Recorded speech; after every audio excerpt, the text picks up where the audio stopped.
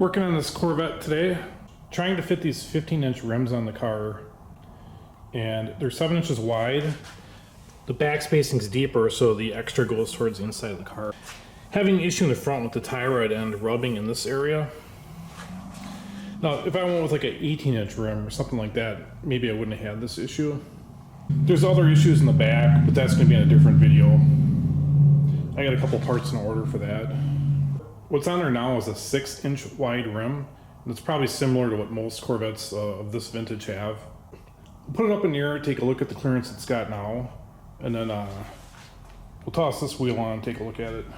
So here's the clearance now, and there's like a solid inch there. But given we're coming in an inch with the rim and we're going with a wider tire, you'll see how it looks with the new setup. So here you can see that this rod end's rubbing on this wider setup. It's actually free for just a second there, and it's back in that rubber. It's just barely touching. I had tried taking a flap wheel and clearancing it on this side, and it's just a bad idea. There's not enough material there to get a proper clearance. I'm going to replace this tie rod end. What I've noticed is this bracket that the tie rod bolts to is bolted on the back of the spindle.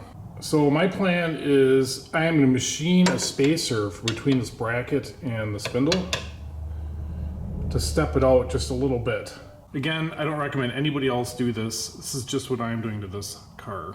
I may add adverse effects to the steering, like bump steer, or this may change the angle to dangle for the tie rod hooking up to the spindle. So instead of being like this, this is gonna be exaggerated, but it might be like this, just a little bit more. But if you notice, there's actually two positions you can hook up the tie rod on this setup. I think maybe you get a quicker steering reaction if you moved it to the inside position. No racing going on here, so I'm leaving it right where it's at. And that's actually quite a change when you think about it, from there to there. And so I'm just gonna be moving it out, a minuscule amount. I'll need some longer bolts. Those are right at the end on both sides. The toe will need to be reset after I'm done with this. Over here, we got a bunch of thread on the tie rod ends, so we can bring this in whatever we need here. Not much over here. So I'm gonna have to work on getting the steering centered a little bit better in this car, but I believe there's enough thread there to do what we gotta do. I could trim up this tube a little bit if I absolutely had to, but I don't think it's gonna come to that. So to get them bolts out of there, it looks like I have to take this hub back off. Kind of a shame I had to repack those bearings, but anything in the name of wide tires.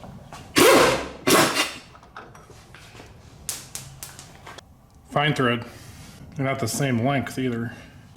Here's what the back looks like. I'm gonna make those spacers approximately 1 inch in diameter. Here's a better look at that arm with the two hole positions. And then the spacers will be between this and the spindle. I got a piece of steel bar stock here, and I'll just turn it out of that. Something else I was looking at is if I step this arm out, is the arm itself going to hit anything like that deal? And I'm coming out a minimal amount, so I don't think it is.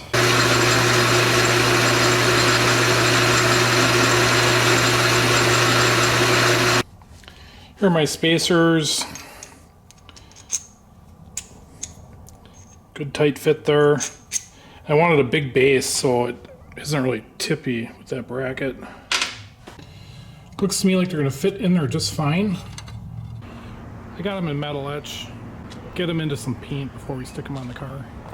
All right, I'm gonna assemble the steel. I unfortunately had to use the original locking nuts because the hardware store didn't have any. This is like a crimp nut, but I'll put a little thread locker on there. And then we'll just trim any excess off the bolts at the end. There it is. This control arm does go up and down, but the spindle goes with it, so I think there's enough there it's not going to hit. So that's with the wheel all the way one way. There it is all the way the other way. It doesn't really look like it's necessary to trim those bolts down. I'll put the other side together, get the tire on there, and then we'll see what we got. I sent these wheels home, and that's what we got. It's almost the exact distance of that spacer I made. I probably could have made that spacer a little bit skinnier. I may end up doing that if there's any sort of interference problems or strange alignment issues. It's good to have a little extra clearance, you know, because there is tire flex and all that stuff going on. This side's the same way, but it hogged away at that tie rod end, so I'll change that out, and then this side will look like the other side. I don't know if you can tell on video, but it's totally towed in now. We'll have to work on setting the toe on this. That might need a little bit of help too now because of this change. You know, you change one thing, you gotta change two other things. We changed the rim and tire size here. There she is on the ground. Hey, I don't think I'd make those spacers any bigger. I think if you had to go bigger for even a wider tire, you'd be looking at a different spindle or who knows what. I found a place at the center cap, so those are coming in pretty quick here. And now all that's left is to drive it and see if this works. Hopefully this redeems the front part of the hacking I did on this car to try to make these rims fit. And there'll be another video on the back half making those rims fit. Just waiting on the pieces. That's all for now. Thanks for watching.